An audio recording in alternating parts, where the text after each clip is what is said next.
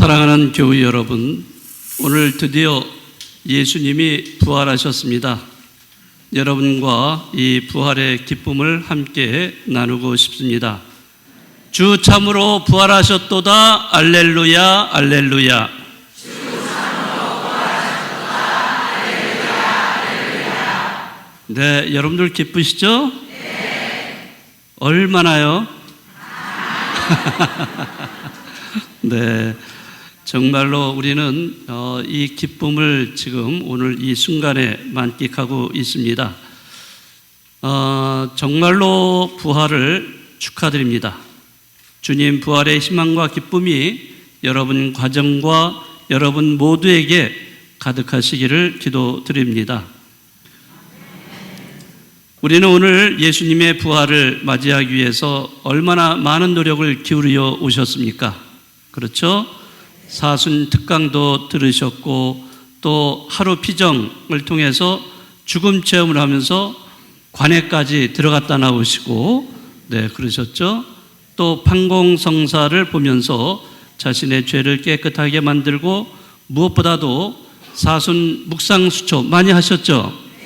네, 그거 여러분들 정말 매일같이 사용하면서 네, 그 하루하루 더욱 의미 있게 이 사순 시기를 보내왔습니다.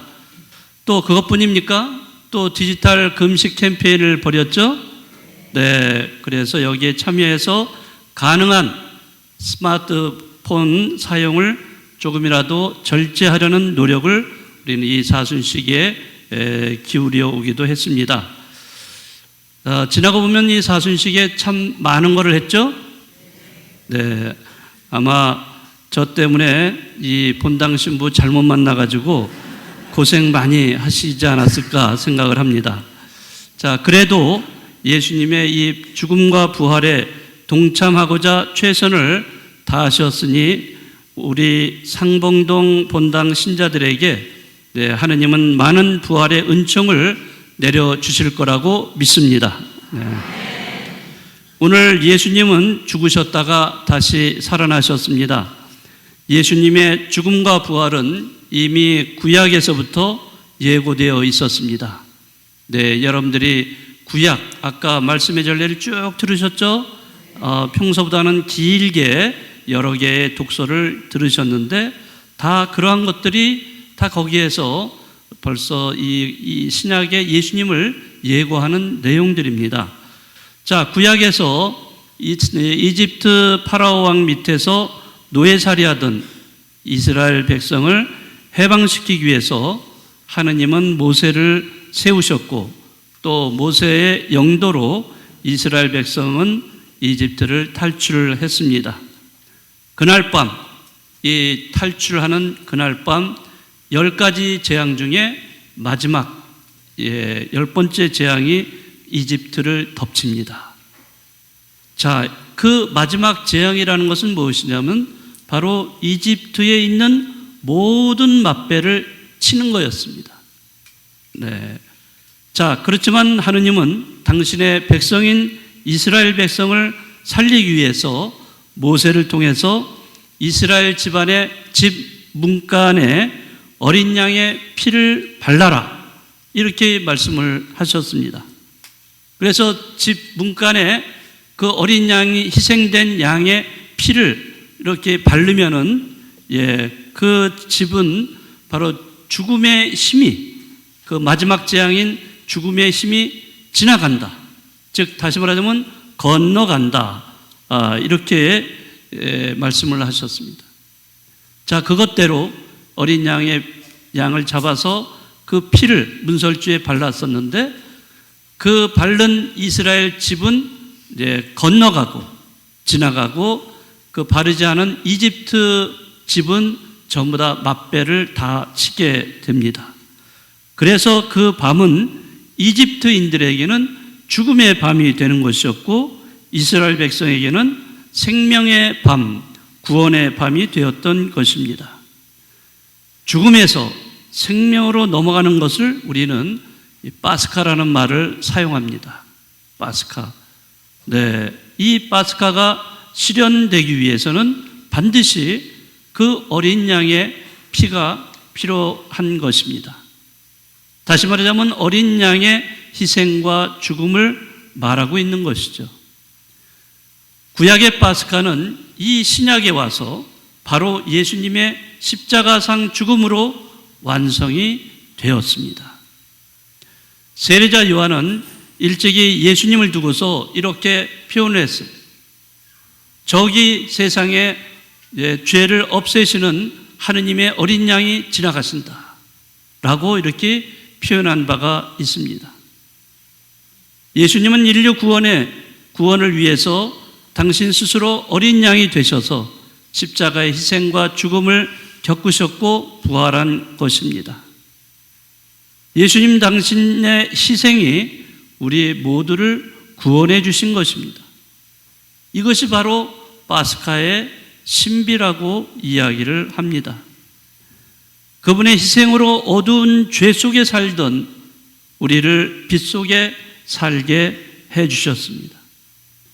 절망과 좌절 속에 살던 우리를 빛과 희망 속에 살게 해 주시고 그분의 희생이 우리를 죽음에서 생명으로 또 어둠에서 빛으로 또 미움에서 사랑으로 분열에서 평화로 나아가게 해 주신 것입니다.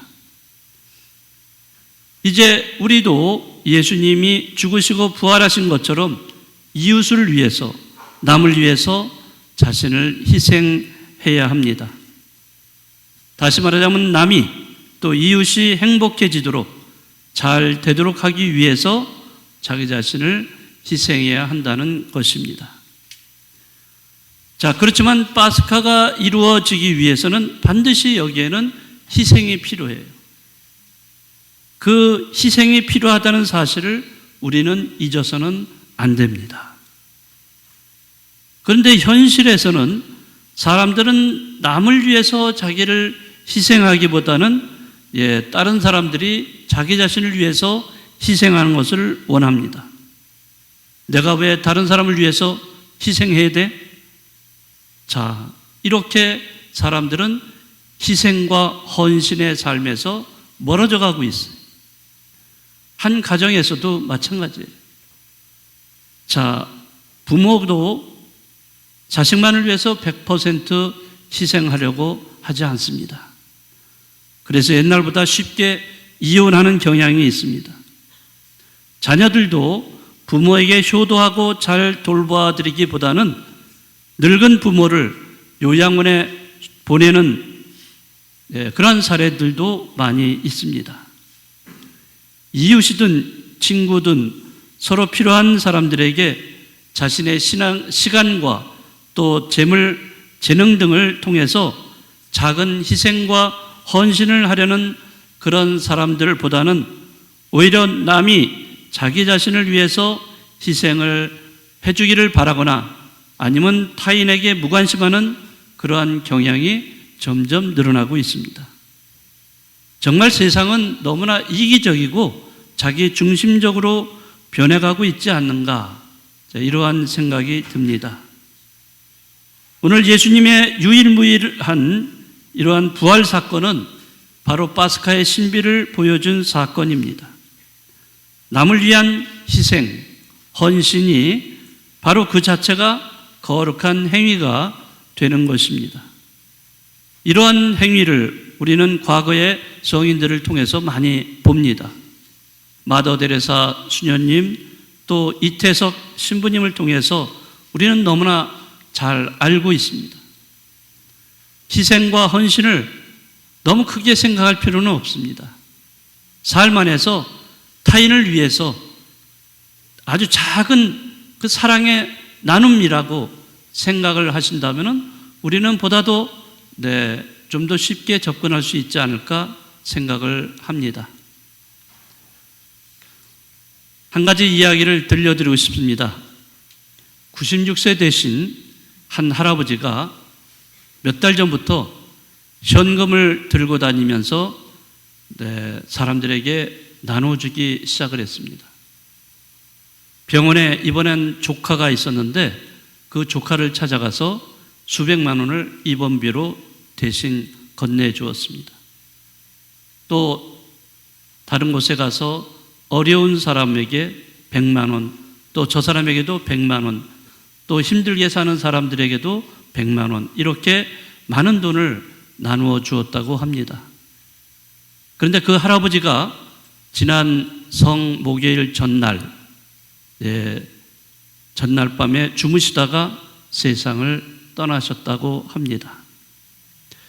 가족들은 아무도 이 아버지의 임종을 지켜보지 못한 아쉬움 때문에 상당히 안타까워했습니다. 그렇지만 96세의 연세에 편안히 아무런 고통 없이 임종하셨기 때문에 다들 선종이라고 이렇게들 이야기를 하는 것을 들으면서 위로를 받았습니다.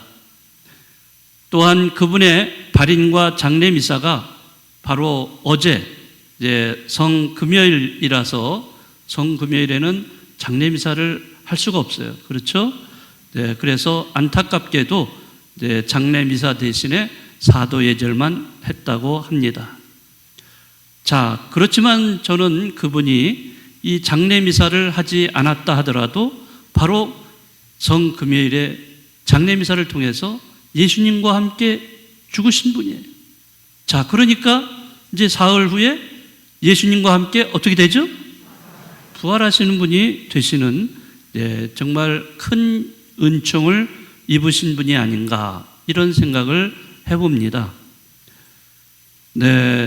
이런 은총은 아무나 받는 은총이 아니라고 생각해요. 어떻게 돌아가시는 게 바로 이 성주간에 이렇게 돌아가셨고, 그렇습니까? 이것은 제가 볼 때는 96세의 이 어르신이 그 평소의 삶의 모습이 바로 이렇게 정말 예수님을 닮은 그런 신앙생활을 잘 하셨기 때문이 아닌가, 이런 생각을 해봅니다. 그 할아버지는 평소에 미사 참여와 기도 생활을 하시는 열심한 신앙 안에서 살아오신 분이기 때문에 그 임종하기 전에 당신이 이미 돌아가실 거를 예상을 해서 어려운 이웃들에게 다가가서 당신이 가지고 있던 그 재산의 모두를 다 나누어 주지 않았는가, 이런 생각을 해봅니다. 오늘 정말 예수님의 이런 부활을 우리가 맞이해서 이 기쁨을 여러분과 함께 나누고, 또 여러분들도 또 주변에 있는 사람들과 함께 나누시기 바랍니다. 다시 한번 오늘 예수님의 부활을 축하드리고, 여러분과 여러분 가정에 늘 부활하신 주님의 사랑과 은총이 함께 하시기를 기도드리겠습니다.